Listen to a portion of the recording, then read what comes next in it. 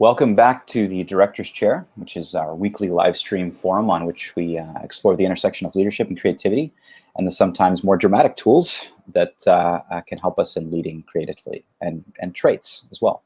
As we have explored in this intersection in our weekly conversations, we've been looking at how we can cultivate a more creative mindset in ourselves and how we as leaders can sharpen our creative edge and fulfill our responsibility to bringing out the creative energy of our teams and employing more creative activities to achieve innovative outcomes. And a common anchor in a lot of these discussions and a focus of exploration for us has been the traits that highly creative leaders have inherently or actively look to cultivate in themselves and in their teams. We've looked at the traits of optimism, curiosity, courage and resilience, inclusivity, comfort with tension.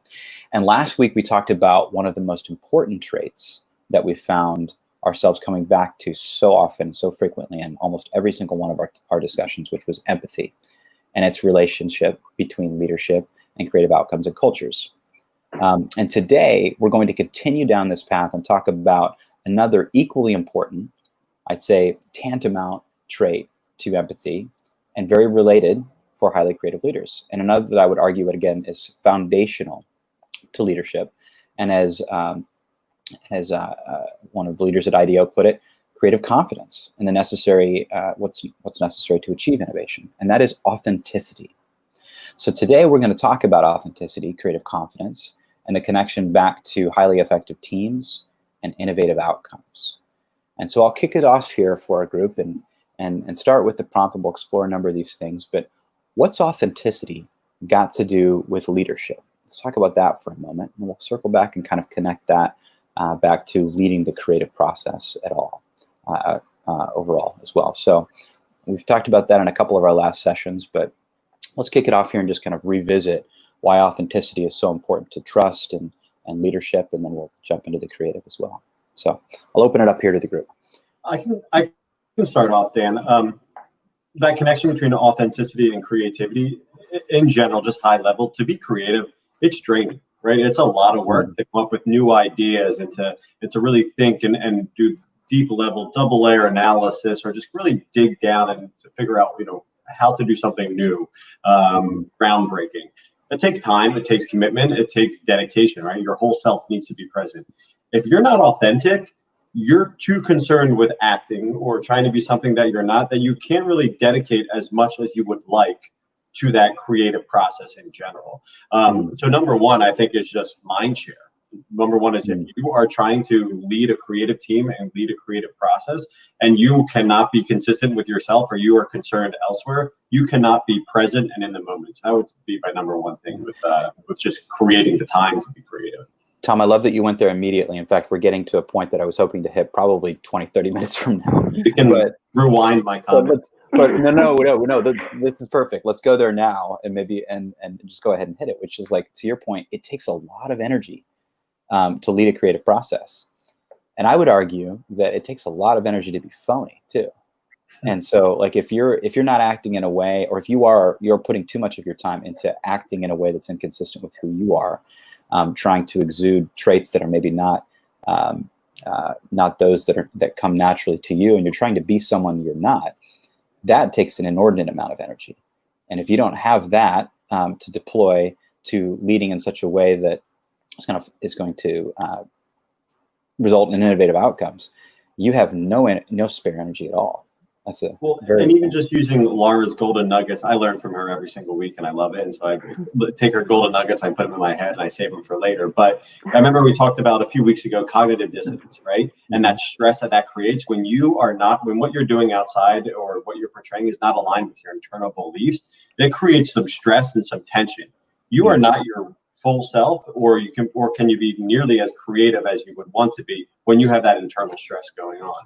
And so Laura could probably run around the stage with science behind it, but that's another aspect of it. It's just the cognitive dissonance and that internal stress that it puts on you, that even if you are able to be creative in that moment or for a little bit of time, you are putting too much stress on your system that you're not there. You might win the race, but you're not going to win the marathon. Yeah, let's hover on this for a second, and Laura, I'll put you on the spot. Like, let's talk about this drain that the creative process and being inauthentic can put on you too. This stress.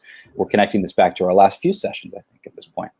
So Yeah, What do you well, think? I think and Tom, you totally hit the nail on the head here. As far as being authentic, when you're authentic, there's an alignment of your core values and your internal processes, right? Whatever your goals are, and your external behaviors.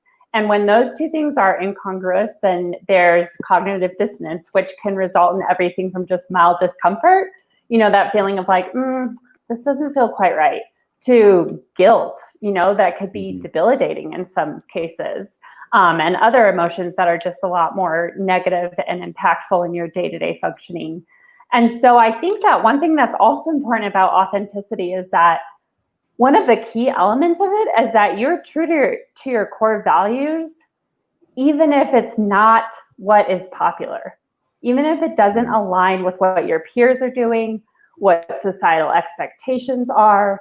And I think that that's a really important component of some of the most innovative creative people we've seen, right? I mean, they were not with the mainstream. They were the ones that no, we can totally put our computer in our phone and carry it around, no, this iPod thing is going to work. And that was so innovative. And, from the first plane to the first telephone and all these people, it was kind of just this crazy idea. And those leaders who were incredibly creative and innovative stayed true to their core values, despite what the rest of the norm was. And that is authenticity. And I think that's an important takeaway as well, is it kind of cultivates creativity. And Laura, would you say as well that, so this back to this kind of theme of energy, when you're being highly true to yourself, are you generating energy internally as well? I'm reaching here a little bit, but I've sensed that even just in some of my own experiences, that you tend to be energized and be able to find more emotional and mental and physical energy when you know that you're in your zone, if you will. I don't know the proper term. Psychologist terminology would be, but is that the case? Flow. Yeah. Your flow. I mean, it's very similar to flow, right? Even just think about jobs you've had, or even just tasks you've had, where if it's something that you aren't super excited about or doesn't feel like it aligns well with your values, your goals, or where you want to be, then you kind of are dragging your feet. Whereas if it's something you're excited about, it's so much easier to do the work, right? It's just, you have that energy, you have that passion. And so I absolutely think that helps with the creative process and the work that comes with the creative process, because it's exciting work. I think there's nothing more stressful, and we've all experienced it. We've all seen the movie, to Laura's point, to Tom's point. When you are doing something that is not true to your authentic self, a job, a task, an assignment that you're not a good fit for. I mean, we're in the human capital business. One of the things my wife would tell you, I've known my wife for over 30 years, she would say, Ryan's a lot of things, but he never misrepresents himself. And I use that term. I never misrepresent myself 6 times, a dozen times a day, because when you do, whether you're in a job interview or on a job, or you start to misrepresent your abilities, the things that you love, the things that you're good at, the things you may not be so good at. We've all been there. And it's so enormously stressful. When I was about 25, 27, I'll tell you a quick story. I was working for this woman who was my first sponsor. Her name's Alana. I was a global marketing manager. And we had a big presentation. I remember like it was yesterday, a big presentation to the leaders of the company. As the boss, she wanted all this data, all this metrics, and made a lot of sense for having it. And in my instincts, I said, Alana, we're going to get crushed if we do that, because the audience doesn't want that. She's the boss. I stayed up all weekend in the office. And then eventually, because Alana, I can't do it. We'll get crushed. She goes, I'll do it. And you do what you want to do. I said, gotcha, boss. I did what I wanted to do, crushed it. Afterwards, she said that was a nightmare. And I said, it went pretty well. I said, yeah, but you weren't presenting all the data that no one was interested in. So my point is, at that moment, I said to myself, I'm never going to do, and I didn't in this case, but I stayed up all weekend because she's the boss, and I was doing something that I wasn't good at, and B, the audience didn't want. And it was literally one of the most stressful moments of my life. And I'm 54, and that happened, almost 30 years ago, and I can still remember because it wasn't true. It wasn't authentically true to what the audience wanted, and it wasn't authentically true to what we could actually build for them. So at that moment, I was like, I'm gonna understand my North Star, and I'm not gonna deviate from that. That's a very good point, Brian. Yeah, you can feel when you're out of your flow, right? It's just like it's an intuitive state. Yeah, brutal. And I think an important leadership aspect of that is that people who depend on you and look to you for inspiration or direction, they feel it too. Yeah. Right? Like, when someone is not all in. Yeah. And that impacts the crowd. Yeah. Very difficult to lead when you're not. How do you, I know what my North Star is when it comes to being authentic. And I'll tell you that and share that with you in a moment. But Tom or Daniel or Laura, what advice would you have for people? Because you have some people in the audience might be early in their career, or where I am, where you're always looking and seeking your authentic self. What advice would you have for people to find their North Star, their authentic North Star? For me, number one is know what you're good at, right? I think that's an easy exercise. Just know what you're good at and concentrate on that, and also know what you're bad at. And don't be afraid to say that, hey, I'm not really good at this one thing. And, there might be somebody else on the team that is better at it. And that is a version of authenticity, of knowing where you are, what you stand, what you're good at. And it's having confidence. Like, hey, I can nail it out of the park on X, Y, and Z, but A and B, you don't want to go to me, but you should be confident to say that. And that way it's going to set the team up better for success, because they don't have you relying on A and B right now, and you're not going to do that good of a job. And so for me, I think it's just concentrate on your strengths and be confident in that. And don't be afraid to identify the weaknesses, because even if you do identify it, and if it's a good team, someone's going to be willing to help you out. That's a good point. I'd just add that Ken from our audience has brought up the notion of bravery, right? Being very fiercely committed to one's values, and I think and to oneself, and where one's strengths lie. And sometimes that means saying no to things, and I think sometimes that's really difficult to do when maybe a lot of people might expect you to do that kind of that thing, or that seems like the obvious choice to maybe take a path, or maybe take an option that doesn't seem like a very clear win, but that the other path is not for you. That's not where you would succeed. And I think, to Ken's point, that it does require a great deal of bravery. And I'd share a quick story here too, in answer to your question here, Ryan. I think that the advice that I would give would be that even when it doesn't even when there's a situation where the obvious choice, the most logical choice, the most rational choice, seems to be something that you feel like you should follow because that's what the crowd might expect you to do, or that might be the clearest path to success. If it doesn't feel right to you, really check yourself and really take the time to really think about that before you do it. In my own case, I remember a drastic mistake I made, I think, years ago with an internship. And I got again, this was a long time ago, Brian, so it's kind of my moment, for what you shared. I had chosen an internship at one of my college years that I felt like everyone would love, and I should go after because it was offered to me, and it's the obvious choice. This is it's higher paying, it's a better company, and all these sorts of things, but it didn't feel right to me, and I made the wrong choice. And the internship I really wanted and really thought I knew that was true to me. It didn't seem like the obvious choice. It was going to be difficult on a number of fronts. It wasn't going to pay as much. Didn't matter. I went with the big company, and I had a miserable summer. And I turned down that offer at the end, and it was really difficult for me to do. And I was so afraid to do it. But I'm glad I turned it down. I made the wrong choice. And at least I knew that was not for me. I got to be true to myself after that. So even when it comes down to those little early life decisions, I'd be very, very careful and make the choices right for you. A great exercise, I didn't mean to cut you off, Dan. A great exercise that I did in the past, when you might think you're in the wrong place, and your values are not aligned with the workplace or wherever you're at, is to write down on a piece of paper your top values. What means the most to you? Is it God? Is it family? Is it a good cultural fit? Like, what are those things that mean the most to you? And what are your values? And then right next to it, think of the place where you're working, right? Whether it be a big company, whether it be a startup, whatever it is, and then write down their values. What is big and very important to them, right? Is it work hard and be dedicated and long hours or whatever it is? And then you can kind of start seeing that incongruence line up between you and what your values are, and then what the company or wherever team you're with, what those values are.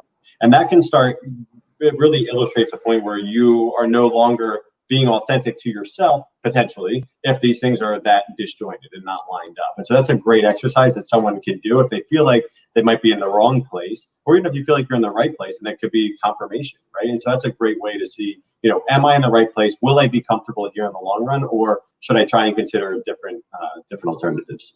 It's a great framework. I think this idea of writing down your North Star, I mentioned earlier, one of my favorite sayings is, I never misrepresent myself.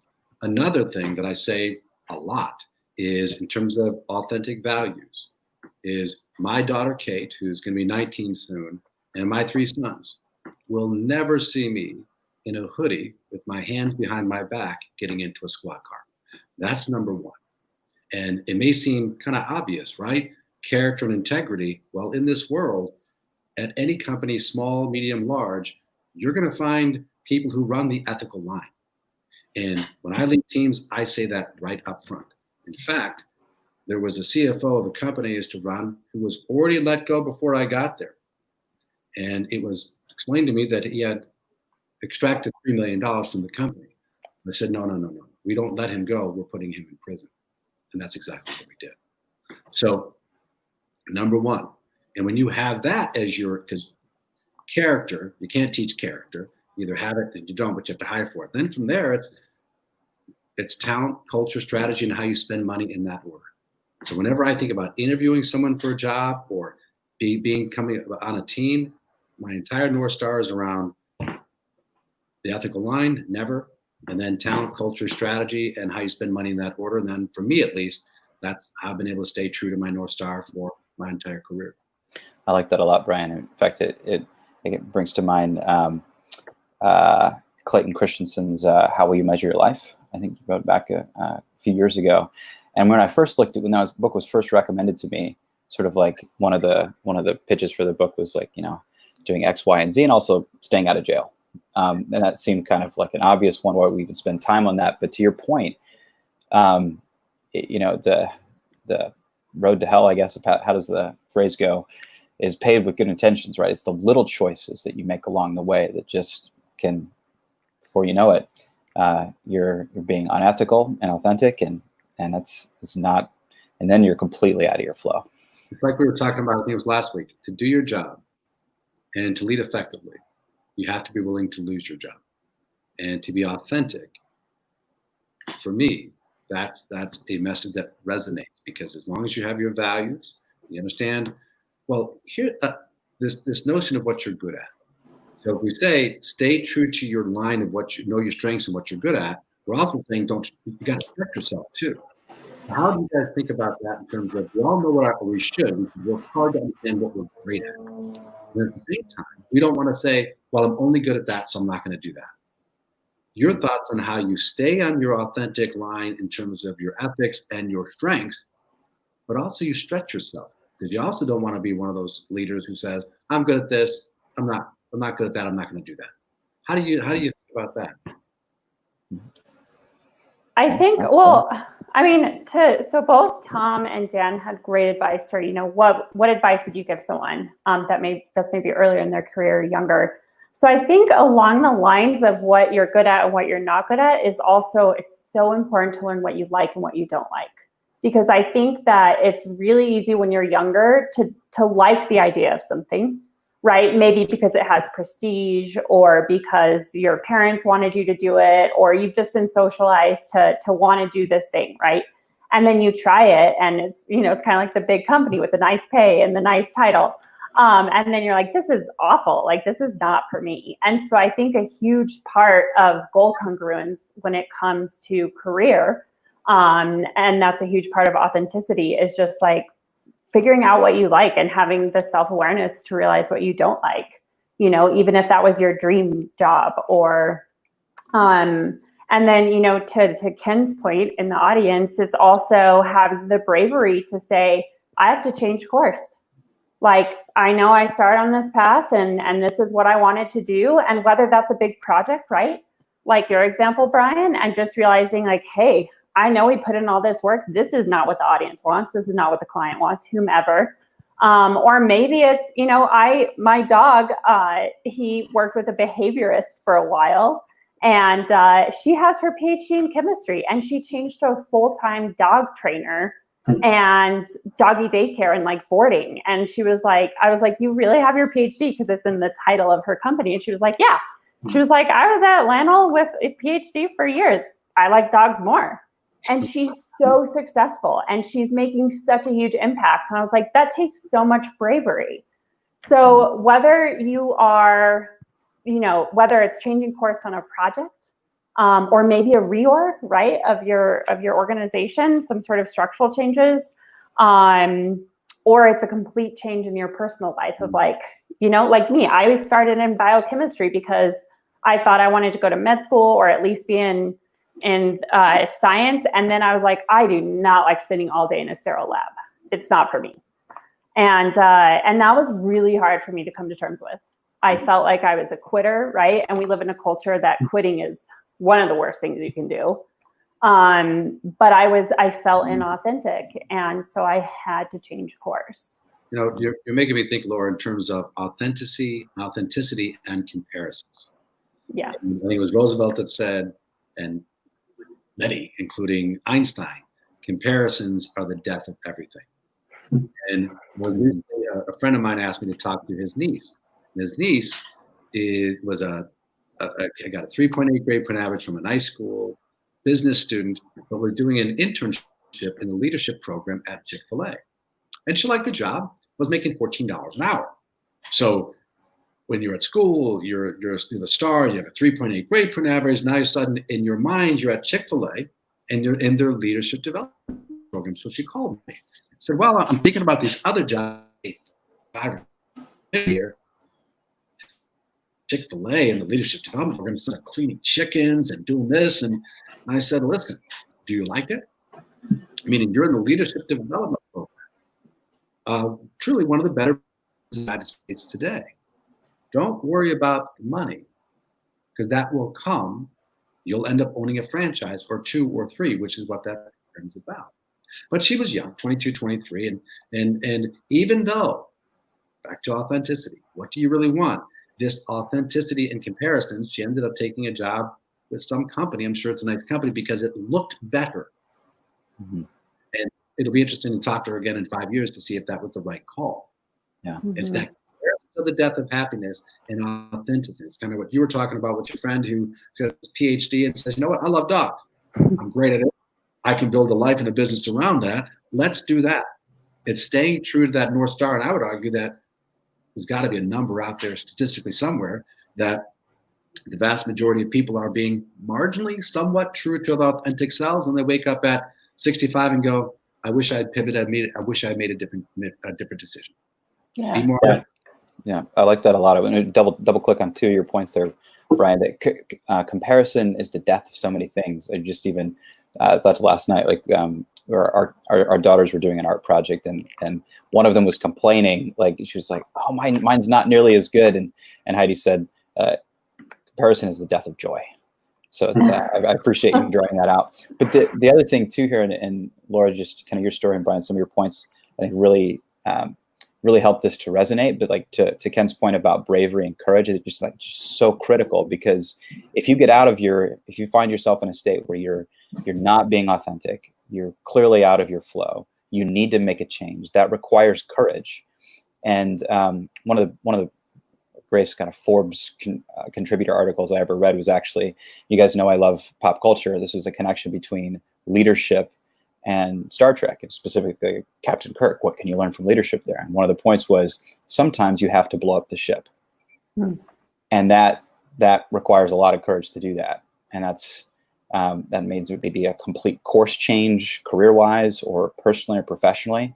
When you realize that something's not going right, And to completely deviate, Laura, like what you described there, to a completely different place takes a lot of courage, because that's a risk financially, professionally, what have you. But I think, Brian, to your point, if you are following what you're passionate about, the money will come.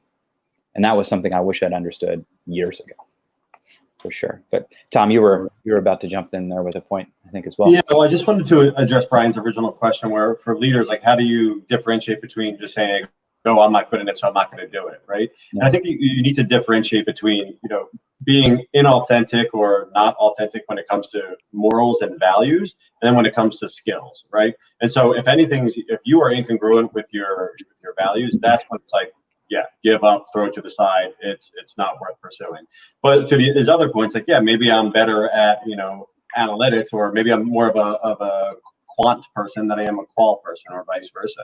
Does that mean I'm not going to do the other side at all? And no, that's not the case at all. But if you're authentic and your team knows what you are good at and what you're bad at, they can either take that quant side all themselves, if that's not your strength, or they can help aid you. And it reminds me of like a sports team, right? And one of the great things about the sports team is everyone's beaten down. And like, beaten down, when I say that, I mean like they're beaten down physically, mentally, emotionally. But the best part about that is that you learn each other's weaknesses, and then you learn how to build them up. And we concentrate on those areas where, okay, this person's weak over here, but I'm strong. And so maybe if I'm a better dribbler, I'm going to take it down the court when the defense is full court pressing us.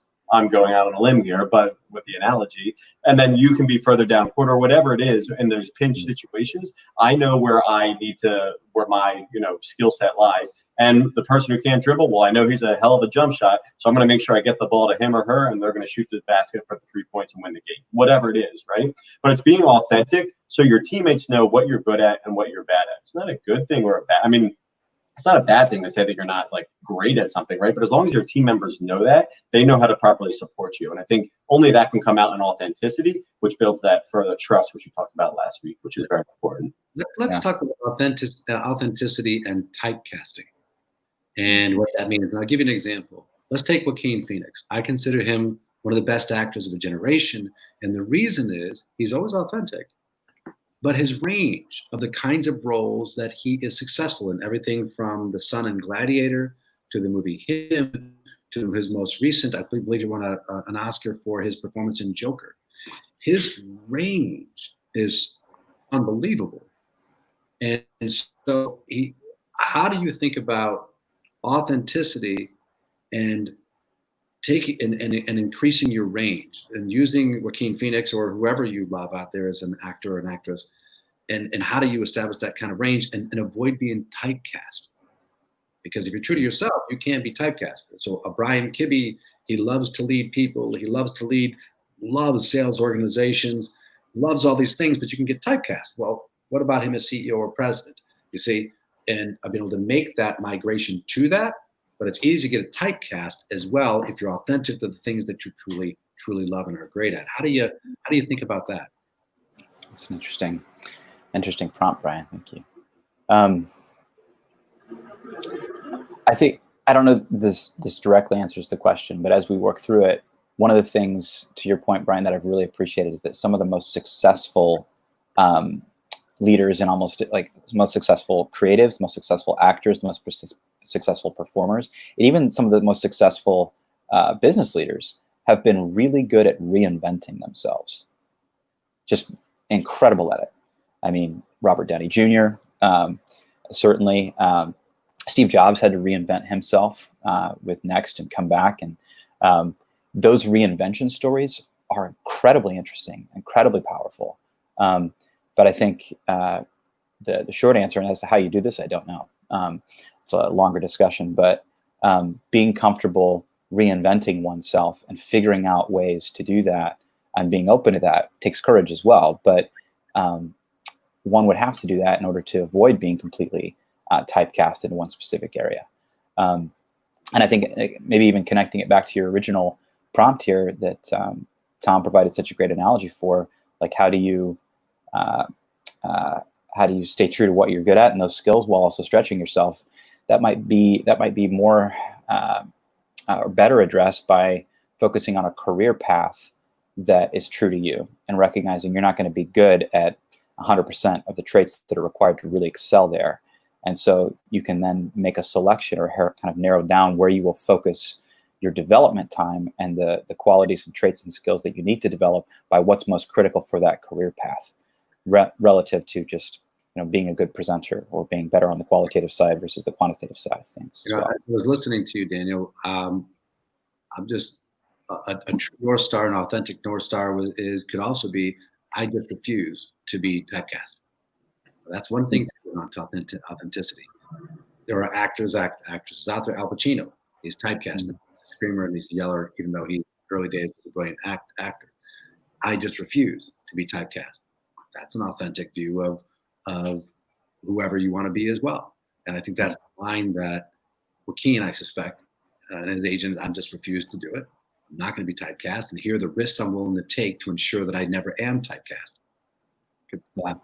For me, I think it comes more for a love of learning, right? I am never satisfied with where I'm at. I'm always trying to make myself better, and I'm not complacent. And people who, are okay with getting typecast, there's nothing wrong with that, right? Like maybe you're comfortable in a certain role and that's what you want, and there's absolutely nothing wrong with that. But for other people, maybe they do want to keep climbing and they are incredibly tenacious, and they want to keep trying to get better. And there is where that reinvention comes in, where you can't be rest on what your strengths are, but you really got to push yourself. And when it comes to pushing yourself, you need to be at the point of being uncomfortable, right? Being at that point of uncomfort is when you're truly learning. And it's important as a leader to build that team, right? To build that team underneath you. So if I'm going to try and do something, maybe I'm going to try and be that quant person. I'm not that good at it. Well, maybe let's hire a team around me that can supplement and give me that quant thing. And as a learner and being a very ambitious person, I'm not going to just say, hey, do this, do that, and then the team's going to be great. Like, no, I'm going to be in there trying to learn and trying to pick up skill sets from those other individuals. And so it's really surrounding yourself with other people to take a more holistic approach to accent those weak areas, and to not be afraid to be uncomfortable or tell them what you don't know, to be authentic and say, hey, I don't really know this. Can you teach me a little bit? Even if you are the leader, it's okay to humble yourself. It's incredibly empowering for your people under you to take that opportunity and say, oh, by the way, I just helped the boss out with X, Y, and Z. And it's like very empowering to them. And it just takes that little bit of authenticity to let them know that, hey, I'm not as really comfortable here, but I know that you are incredibly skilled at it. Help me out. And so a big part of it is just being that constant learner and not being complacent.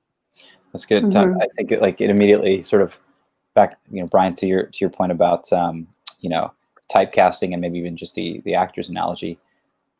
Tom, to your point, every leader we've ever admired has constantly pushed and challenged themselves. And we see that, we admire that, we appreciate that. Some of the best actors, Brian, to your point, those that endure, that have stuck around for the entirety of their careers have avoided that typecasting. Have always pushed and challenged themselves to try a completely uncomfortable role outside of maybe their understood range, and have tried something new to get them to a point where they Hollywood then doesn't look at them the same way, and they consider them a serious actor because they've really done something that took them outside of what they had become known for as well. Yeah, I'm going to try something here. I'm going to try to the ultimate answer to all things authenticity. So I'm going to tell you a story. And I was on a plane 10 years ago, and I started a conversation with the gentleman next to me. And it turned out he was a psychiatrist, PhD, MD from Cornell. I still remember it to this day. And so naturally, I was thinking, I'm sitting next to this guy. I've got 6 hours with him. I'm going to get on his couch. I'm never going to see him again. I think that's Free session. I was asking him questions about this and that and job choices and leadership and everything else. And he said, I'm going to give you the answer, Brian, to all things right now. I said, great. Any question you could possibly have about who you are, who you want to be, decisions you should make, what you should pivot into. I'm going to give you the answer to all things. He said, listen, how old are you? And I said, whatever, I was 47 at that time. And he said, have the question sitting on a porch with your 85-year-old self. Any question you can ever have. Am I being authentic here? Should I make a change here? And your 85-year-old self is never going to lie to you.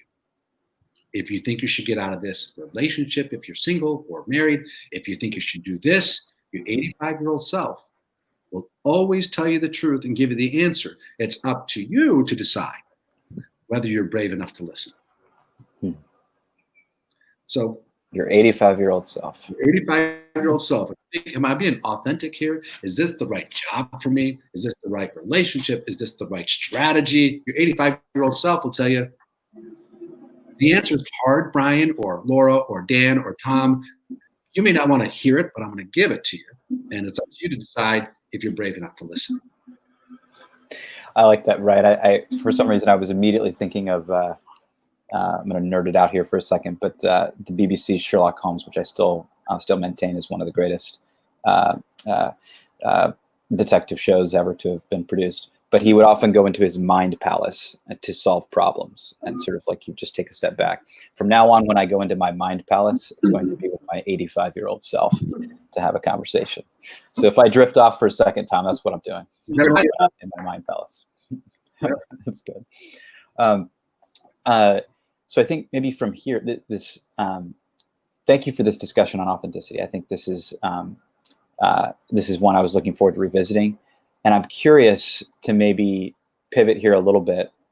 And once we're sure, let's take a step back here. Once we've done that values setting exercise, Tom, that's what I'll call it, what you walked through there. I like that. Once we've done that values setting exercise, we have a sense of like, we know where our North Star is. We have a sense of the direction that we want to head in to make sure we're in our flow. How do we make sure that we stay there? Because it's easy to get just so distracted. There's just so many different pressures. There's so many different decisions that we have to make day to day, the personal and professional. There's just so much noise to manage through. It's easy to get off that path. I've been there myself, and it's painful. It's draining. You begin to lose your energy. You can feel it. What are some of the things that we can do to ensure that we are continue to behave in a consistently authentic way, and stay within our state of flow? Are there some things that we can do to ensure that we're connecting authentically in our personal and professional lives, and we take a moment to kind of come back and maybe values set, as Tom had mentioned? Are there some things that we can do, even just day to day in our personal and professional lives, that can help to keep us on the path? Thoughts on that?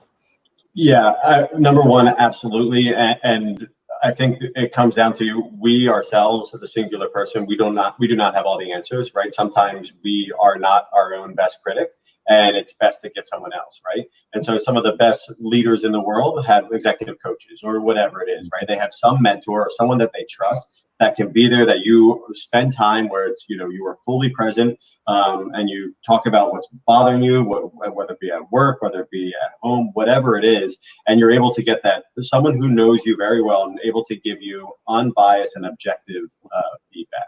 And I think that's incredibly important for you, no matter who you are or what stage you are in your career, to always find that person who knows you in and out and who you trust, who you can be authentic with, who they can be authentic with you.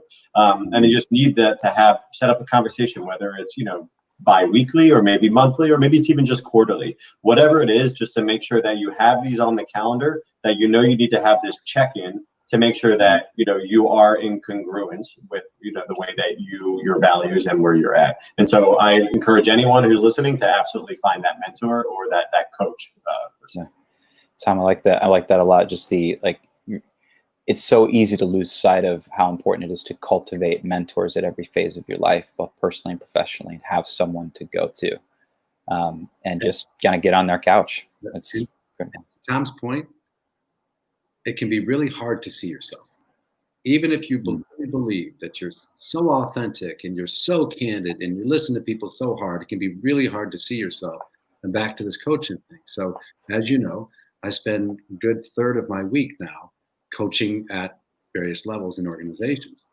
And when people hire me, usually it's a boss or a board, sometimes an individual. But when it's a boss or a board, I always say this: understand that this is a completely confidential zone. Oh, no, we understand that. I said, no, I don't think you understand. If you asked me any viewpoint on anything, regarding what I talked to this individual about, and you have to be comfortable that I would give advice up into the person leaving your organization if I think that's the best thing for him or her. My point is, it's so important to have, as Tom pointed out, a coach and advisor who is a completely trusted advisor and only in your corner, period. And finding that level of trust and confidentiality can be hard to find, but as long as you have your values and everyone around that relationship understand the values, it can be an unbelievably productive relationship. Thank you, Brian. Yeah, I love that. Well, and I think, to your point, if someone is completely in your corner, they're going to be honest, right? And that includes constructive criticism, which is so important. And so I'm going to so you guys took kind of the interpersonal approach, right? So I'm going to take an intrapersonal approach, largely because I have conversations with 85-year-old Laura all the time. And so I'm really good at this. I'm always on that porch. That's how I make all decisions. But anyway, so one thing that I like to do, and I feel like it actually even got even more front of mind with COVID and everything else going on, is at least once a month, I check in and I just kind of sit there and reflect. And maybe I'm writing in a journal, or maybe I'm just kind of meditating on it. And I ask myself, this sounds kind of morbid, it's not meant to be morbid, if I were to die tomorrow, have I lived true to myself and to my best life? Mm-hmm. And the reason I think it's so important to check in with yourself and ask yourself that is because life, including career, including relationships, is so dynamic. And what works at one point in time is not necessarily going to work at another point in time. So Brian, to your point, yes, we do. I truly believe that people have a unique skill set that they carry with them throughout their lives. And they can develop and cultivate their weaknesses, right? If they have an open mind to be able to do so and a willingness to do so. But I think that as we grow, we continue to just add more to our toolbox, right? As we learn, as we meet other people, different perspectives, different jobs, different companies. And so I think that you have to continually check in with yourself throughout the course of your lifespan, throughout the course of your career, and just say, is this still working for me? Does this make sense? It made sense a month ago, a year ago, 5 years ago. Is it still working for me? Because it's so easy to lose track of that when you're just heads down in the weeds, day in and day out, especially when you start to get really stressed and busy and you're just trying to get through, which we've all been there, right? And that's not a comfortable place to be either. And so I think those self check-ins are really important. Well, I love that so much, Laura. And I was out with a friend 6 months ago, and this idea of authenticity checkers, whether it's this psychiatrist I've met on the phone or on the plane, or 85-year-old self-discussion. So I was out with a friend recently, and she said, do you really believe in all this self-affirmation and these words of affirmation and all these messages that people write themselves? And I said, oh yes, right here. I read my phone and I read her what I read every day.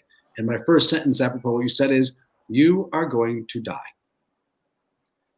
Every day I read this, you are going to die. Your life could have, and perhaps should have, gone in all kinds of different directions. And so you today can take more shots. Make sure you're taking shots. So whether it's the 85-year-old self, or what Laura's talking about, Tom's talking about, staying true to your North Star and building upon that, that's a daily message. It's not a one-off. It's every day. I repeat and look at this stuff every day. I have these posts and notes and everything else every day to make sure that I'm taking full advantage, because we're not getting out of this thing alive. Yeah. Mm-hmm. That's a good point. Authenticity checkers. Tom, look like you had a thought there. Yeah, I was just thinking a lot of our talk have been how to stay authentic to ourselves. But again, I kind of want to shift the paradigm. If you are, a leader, how do you make sure that people are authentic, right? How do you make sure your teams are your fostering that authenticity so people can be their full self, so they can be creative. And I'm just trying to think, and we came up with this topic earlier this week, Dan, and I think we're going to write a piece on it later, I think next month, about hiring for cultural fit or hiring for a cultural ad. And there's a little bit of a nuance there, right? It's like, well, if you're hiring people for a cultural fit, most of the people will, be, right foot, left foot, right foot, left foot. They'll be, it's almost militaristic, right? Everyone's the exact same, and there's no creativity or change there. But if you're hiring for a cultural ad and you're bringing in different people that, still have the same values, for sure they have to have those same values, but they're bringing in a different lens or a different perspective. I think that is a way that you can foster that authenticity in people to feel like they can be themselves. They don't have to fit, right in line with how everyone else is, but you're showing as a leader that you do value these different perspectives and these different lenses. And that's why you're bringing he or she on board. It's not because they're exactly like everyone else. And I think that's why diversity and inclusion is so important, right? Diversity and inclusion without that authenticity, you might as well just get rid of a D&I program, right? If these people can't feel like they can be their true selves or bring their value or that lens to the conversation or to the meeting, then what's the point of bringing them in the first place, right? You need to create that safe place and that creative juices that, everyone can be authentic and that your lens is completely valid and wanted. And so I'm just trying to think of, as a leader, how do we create that authentic space for those that, we want on our team? So it's just a good reminder, Tom, that like you're hiring a whole person. And I think we touched on this in our very first session, right? You want them to bring their entire selves to the job, because when they do that, you're going to get the most from them. And people who are operating in a fully authentic place are going to be able to bring their full selves and contribute all of their energy to the mission. So you want to foster that and cultivate that and encourage that. It's a good thought. If I go ahead, Dan. If I can pull off what Tom was saying in terms of modeling that behavior with your team. For me, it comes down often to 3 questions in terms of making sure that you're modeling and encouraging authenticity. What happens is we all have different meetings, whether it's Zoom or face-to-face. So as I grew and continue to grow as a leader, it comes down to just 3 questions I always ask, and to the stand instead of knocking people off with a no. It's basic sales questions like, help me understand, tell me more. So to me, it's yes and, help me understand, tell me more. And the reason that I do that is when people are here modeling from a leader who's listening and using those open-ended skills to help pull out their true self, you're in turn modeling authenticity. So to me, it's 3 questions. Yes, and even if someone's off task, because oftentimes if you want authentic correspondence and relationship with people, it's don't cut them off with a no, yes and, what we talked about earlier in improv classes. So for me, those 3 questions help to encourage authenticity from a leader perspective. Yeah, I think we lost you there for a minute, Brian, but I think the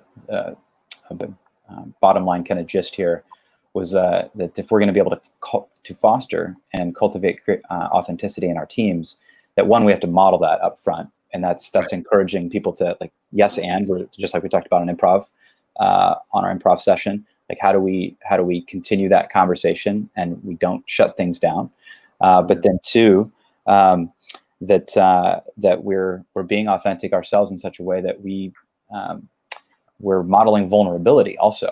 Letting people know that it's okay to be fully authentic, even if that might be somewhat confrontational and introduce some tension into the situation, which can be leveraged for more creative and innovative outcomes as well. We need that kind of comfort with challenge in the team environment as well. It's critical. So that's good. Well, guys, thank you. I've really enjoyed this this session. Let me see if I can summarize here for us. But before we do, I wanted to come back to one of the points about kind of our conversations with our 85-year-old selves, which I love the notion of this, Brian. Thank you for bringing this up. And Laura, I would love to meet your 85-year-old self. She's just awesome. Like we talked about, I would love to have met Private Brian Kibby I really want to meet 85-year-old Laura Musgrave as well. But one of the other things that this is going to be a kind of a more geeky sort of analogy, but we introduced our daughters the other day to a movie where sort of there was a notion of there was an alternate version of someone in this animated film who had made different decisions and ended up in a different place and was frankly from an alternate dimension. And they were trying to understand interdimensionality, which was a difficult concept to explain. But the notion that someone had made different decisions that led them to a less than optimal outcome was an interesting notion to them. And so one of the things that I've also spent some time doing is not just conversations with my 85-year-old self, but what does that path look like 3 or 4 years down the road if I don't take this decision or make this other call?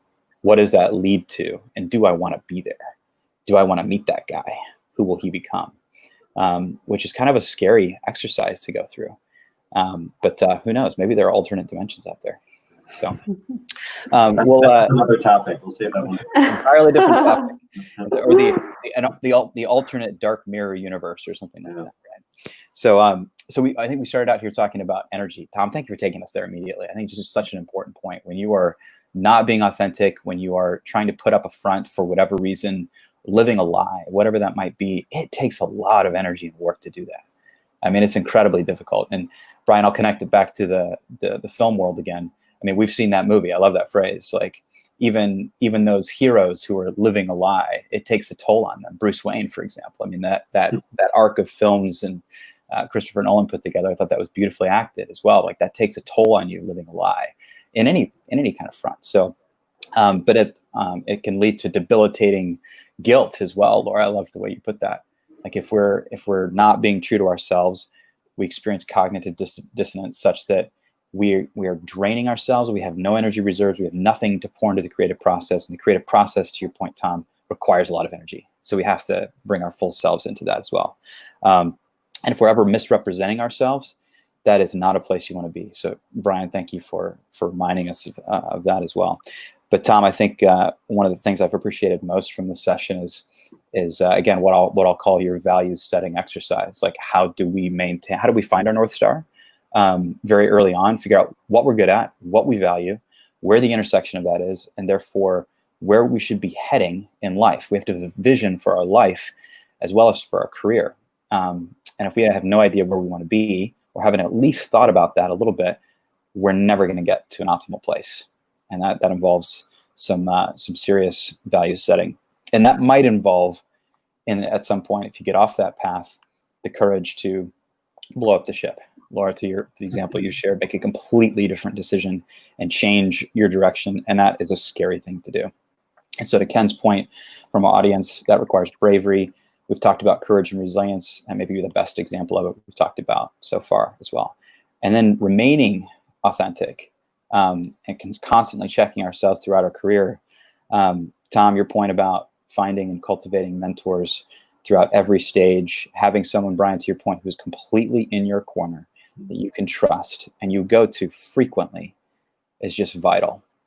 I know that I had always prided myself for a number of years on always having a really great mentor and almost always within the work setting in every job I was in. And at one point in time which I did not have that, it's a very difficult place to be. So it's a good reminder.